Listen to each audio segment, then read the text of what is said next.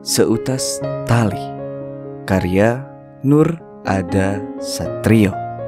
Cerita ini diambil dari cerpenmu.com. Jadi kalau kamu mau membaca cerpen-cerpen menarik lainnya, silakan kunjungi cerpenmu.com.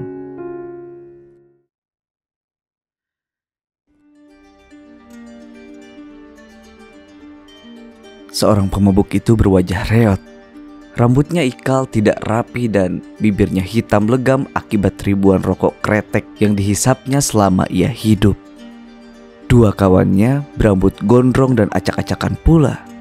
Tiga manusia itu terus menenggak arak-arak yang dituangkan ke sloki kecil dan dilemparkannya air-air itu masuk dan mengalir melalui kerongkongan masing-masing sambil bersulang sebelum ritualnya dimulai lambat-lambat. Aku hanya diam menatap mereka di balik kaca jendela kamarku ini, di lantai 2 kamarku yang mungil. Tak bosan sedari tadi, aku memandang jalan-jalan di depan kediamanku yang dipenuhi oleh orang-orang yang bersukaria dengan air-air dewa yang aku jual selama beberapa tahun lamanya sebagai tonggak utama mata pencaharian. Aku hidup sendiri. Urusan asmara bisa aku lampiaskan di rumah-rumah bordil yang remang-remang di sudut kota, murah dan tanpa merana. Di sudut jalan itu, kulirik dua perempuan yang wajahnya dipoles sedemikian rupa sehingga mirip bungkusan permen yang berlumur tanah. Wajah yang coklat itu dilapisi bedak. Dua perempuan itu berambut panjang, sangat lurus seperti tangkai sapu. Warna tangan dan leher serta kakinya sangat berbeda jauh dengan warna yang sangat mereka bangga-banggakan itu. Hot pants dan kaos ketat si kupu-kupu malam itu membungkus setiap lekuk-lekuk tubuh mereka, yang juga semakin meyakinkanku bahwa mereka bak bungkusan permen yang hidup, dilumuri tanah juga tentunya.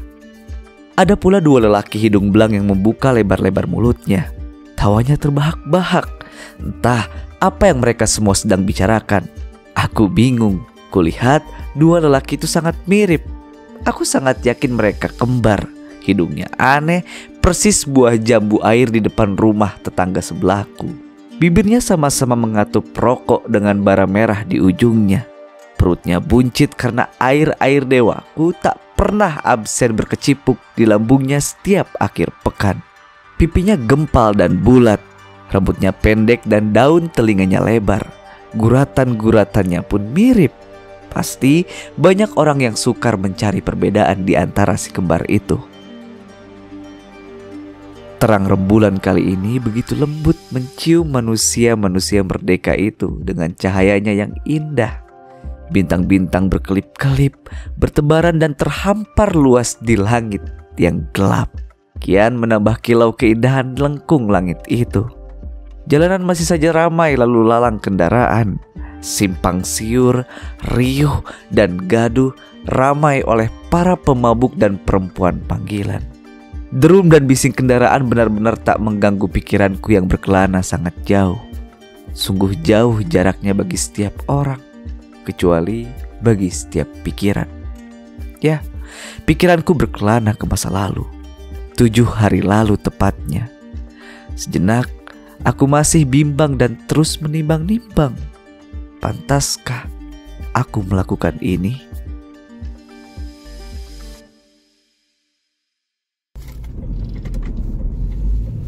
Pagi itu, di pagi yang gelap dan buta, di mana fajar belum memperlihatkan secercah cahayanya, aku sudah harus menuju ke rumah juragan arak untuk memasok lebih banyak lagi. Sendiri dengan pick up putihku. Kenapa jadi aku yang menyambut air-air nista itu? Kemarin aku menerima pesan singkat yang masuk ke ponselku. Ternyata sang juragan sedang terkena demam berdarah. Jelas saja nyamuk-nyamuk mau menghisap darahnya melalui kulit yang berkerut itu. Lingkungan rumahnya saja kumuh dan kotor. Lebih mirip seperti gubuk-gubuk kambing. Sampah-sampah, air yang keruh menghitam dan menggenang dihiasi jentik-jentik nyamuk kecil yang berenang kesana kemari seperti anak-anak di wahana kolam renang. Mataku benar-benar buyar, pandanganku samar. Aku hanya melihat remang lampu jalanan membentuk bulat cahaya di aspal yang disorotinya. Pohon-pohon terlihat seperti bayangan, direngkuh pekatnya kegelapan di pagi itu. Penglihatanku yang buruk pagi ini bukan tanpa sebab. Semalam aku minum banyak untuk menjamu kawan lamaku yang datang jauh dari luar kota. Arak-arak yang kujual mengalir juga ke tenggorokanku yang menendang-nendang lambungku ini. Panas sekali, tapi nikmat. Banyak orang yang bilang yang dilarang itu yang nikmat. Persetan dengan larangan-larangan. Aku memperlambat laju kendaraanku untuk sejenak menyalakan linting tembakau yang aku apit pada 2 jariku. Kunyalakan pula musik supaya aku tetap terjaga, tidak menjauh ke sisi jalan dan menabrak pohon-pohon. Aku mengangguk-ngangguk mengikuti irama musik dangdut ini. Ketika jeda berhenti pada pergantian lagu, kudengar sayup-sayup azan berkumandang. Beberapa unggas pun berkokok, tak mau kalah dari nyaring suara si muazin. Musik berlanjut, berdentum keras di gendang telingaku. Syahdu dan asik bukan kepayang. Rokok sulut lagi, kuhisap terus dan kepulan asapnya hancur diterjang angin-angin yang masuk melalui kaca mobilku yang terbuka. Arak-arak ini semakin bereaksi saja. Bangsat benar arak ini, umpatku. Aku iseng menyalakan dan memadamkan lampu kendaraanku ini, mengikuti irama khas dangdut yang merasuk ke tubuhku begitu nikmat. Ketika jari-jariku lincah memainkan tombol nyala padam lampu dan laju kendaraanku yang kencang menerpa kabut-kabut jalanan, aku seperti menabrak sesuatu. Diikuti teriakan pula. Sontak saat itu pula ku injak pedal rem sedalam-dalamnya. Badanku condong ke depan dan jidatku membentur keras setir sialan ini. Aku kaget dan gelisah ketika kulihat ternyata seorang anak kecil mengenakan mukena itu telah tergeletak beberapa meter dari kendaraanku. Badannya bersimbah darah dan tak lagi berbentuk seperti tubuh manusia pada umumnya. Darah merah itu terus mengalir deras dari tubuhnya. Mukena yang putih kini benar-benar berwarna darah. Aku sangat takut dan bingung. Lalu kupacu mobil ini sekencang-kencangnya berbalik arah menuju rumahku. Si juragan pasti kecewa, tapi masa bodoh dengan itu. Aku sangat panik, tolol dan ketakutan sejadi-jadinya. Sialan.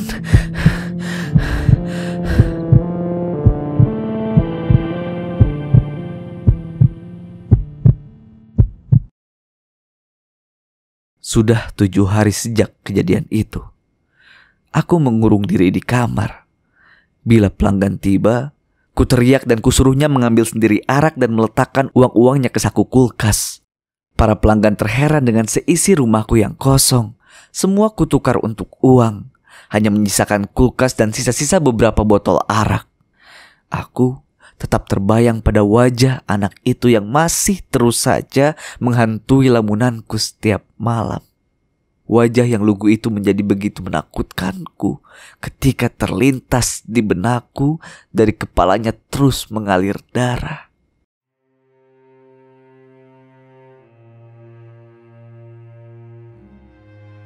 Dua hari yang lalu, aku kembali mengunjungi tempat kejadian itu dengan motor bututku. Masih membekas merah darah itu di jalan. Aku bertanya pada petani tua yang duduk di sisi jalan. Permisi, ini darah bekas apa ya jika boleh tahu? Tanyaku pura-pura tidak tahu. Maaf nak, bukannya aku tidak ingin menjawab. Tukas Pak Tua, suaranya parau. Tetapi bila mengingat kejadian itu, aku benar-benar tak kuasa. Memangnya kenapa Pak? Tanyaku gundah. Sejenak orang itu menunduk, melepaskan cengkraman pada cangkulnya. Terlihat mata itu tak lagi kuat membendung peluh yang membanjir. Terisak kemudian, lalu menjawab tanyaku seraya mengusap linangan air mata itu. Beberapa hari yang lalu, aku dan cucuku pergi untuk sholat subuh. Usai beribadah, aku menantangnya berlari menuju ke rumah untuk segera menyantap nasi hangat dan ikan yang telah kumasak sebelum bersembahyang ke masjid. Hatiku terguncang, menebak-nebak. Kutimpali pernyataan itu dengan tanya, "Lalu Pak?" "Lalu, karena cucuku berlari kencang, ia tak sempat memperhatikan laju kendaraan di jalanan ini. Dan semua itu terjadi. Kini benar-benar sebatang karalah aku hidup dalam kesendirian. Semoga ia selalu bahagia, bergabung dengan orang tuanya dan istriku di surga." Tangisnya semakin menjadi-jadi. Sebenarnya waktu ini juga aku ingin membuat pengakuan, tetapi kuurungkan niatku karena aku tak ingin membuat kesedihan dan amarahnya semakin memuncak. Setelah sedikit menenangkannya, aku berbalik menuju kediamanku. Runyam sekali hidupku, pelik dan bodoh. Aku masih saja memandang orang-orang di depan rumahku yang masih asyik dengan dunianya. Tak sama halnya dengan duniaku yang kini muram dan kelabu.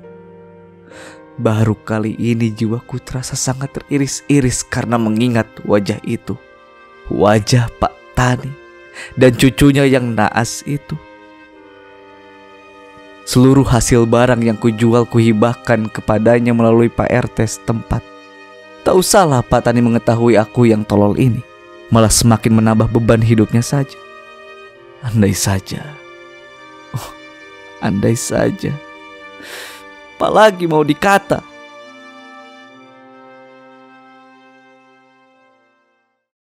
"Woi, turun cepat, lepaskan tali itu dari lehermu!"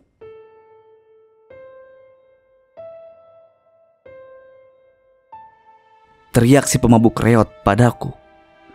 Kutimpali teriakan itu dengan senyum yang semu. Lalu kutendang kursi di bawah kakiku ini. Aku tergantung kuat, dadaku sesak. Aku meronta-ronta, tapi tali ini terlampau beringas menjerat leher. Rasa-rasanya tepat di depan wajahku ada malaikat yang meringis dan bertepuk tangan kegirangan menunggu saat-saat seperti ini. Seutas tali ini sedikit demi sedikit menggesek kuasa seutas nyawaku yang hanya tinggal menunggu putus saja. Semua kedap, pandanganku pekat, hitam dan kelam menjadi sendu kian kelabu, gelap.